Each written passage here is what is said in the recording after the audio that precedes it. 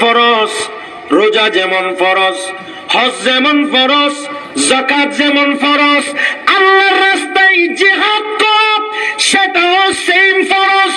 সুবহানাল্লাহ বলুন। কিন্তু বড় আফসোস, আজকে জিহাদের কথা বলতে পারবেন না। কথা বলুন ঠিক কিনা? জিহাদের কথা বলতে পারবেন না, জিহাদের কোন কিতাব পড়তে পারবেন না।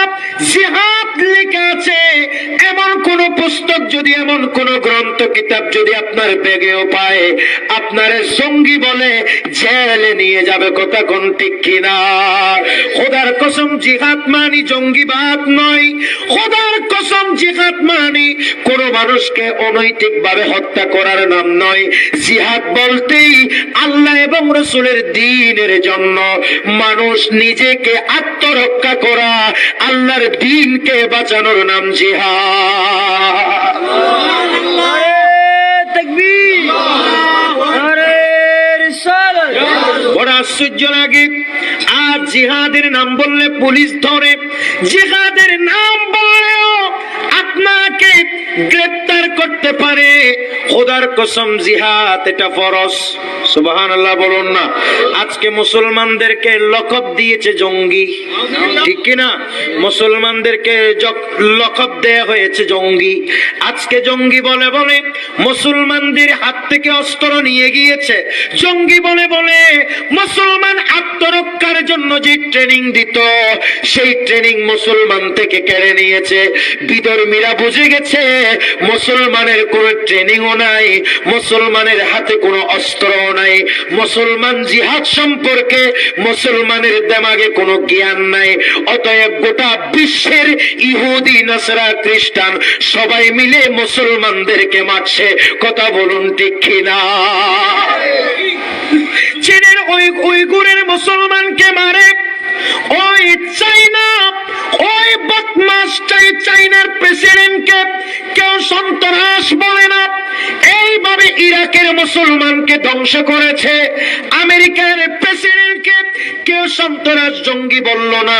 তার আফগানিস্তানের মুসলমানকে ধ্বংস করেছে। আমেরিকার প্রেসিডেন্টকে কেউ জঙ্গি বলল না, সন্ত্রাস বলল না। ও মুসলমান, আজ ইন্ডিয়াতে, এই বর্তমান ইন্ডিয়ার প্রেসিডেন্ট মোদি সরকার গুজরাটে নিরীহ মুসলমানদের উপর নির্যাতন করেছিল। তাকে বিশ্বের মানুষ কোনোদিন একবারও বলে নাই সে সন্ত্রাস। আমাদের টেলিভিশনের কোন সংবাদ আসে নাই সে বড় সন্ত্রাস। মুসলমানের উপর নির্যাতন করছে, সেটা আমাদের দেশের সাংবাদিকেরাও একবার কোনোদিন নিউজ করে নাই। এমনকি দিল্লিতে বর্তমানে চলমান পরিস্থিতি চলছে, মুসলমানের উপর নির্বিচারে হত্যা করা হচ্ছে, তাকে সন্ত্রাস বলে না। কথা বলুন ঠিক কিনা? জামায়া ধরে আমার দেশে তাকে দাওয়াত করা হয়েছে। কথা কোন ঠিক কিনা? কিন্তু বড় আফসোস, মুসলমানের ছেলে হয়ে সরকার দাওয়াত দিতেই পারে, কারণ এটা স্বাভাবিক দিতে হবে। দেশের কিছু নিয়ম নীতি আছে, অতএব সরকারের বিরুদ্ধে কথা বলা যাবে না। কিন্তু মুসলমানের ছেলে হয়ে যারা এসবের পক্ষে দালালি করে, যারা বলে অসুবিধা নেই সে আসতে পারবে, দিল্লির ঘটনা মানুষকে বল বোঝা হচ্ছে, খোদার কসম আল্লাহর ধরা থেকে তাদের নিষ্কৃতি নাই। কথা বলুন ঠিক কিনা? আজকে আমরা জিহাদের কথা বললে আমাদেরকে জঙ্গি বলে। কি জিহাদ? কি আমার গরিব নওয়াজ জিহাদ করেছেন, আব্বাসী খলিফাগণ, উমাইয়া খলিফাগণ জিহাদ করেছেন।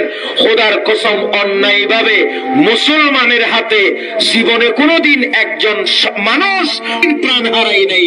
কথা কোন ঠিক কিনা?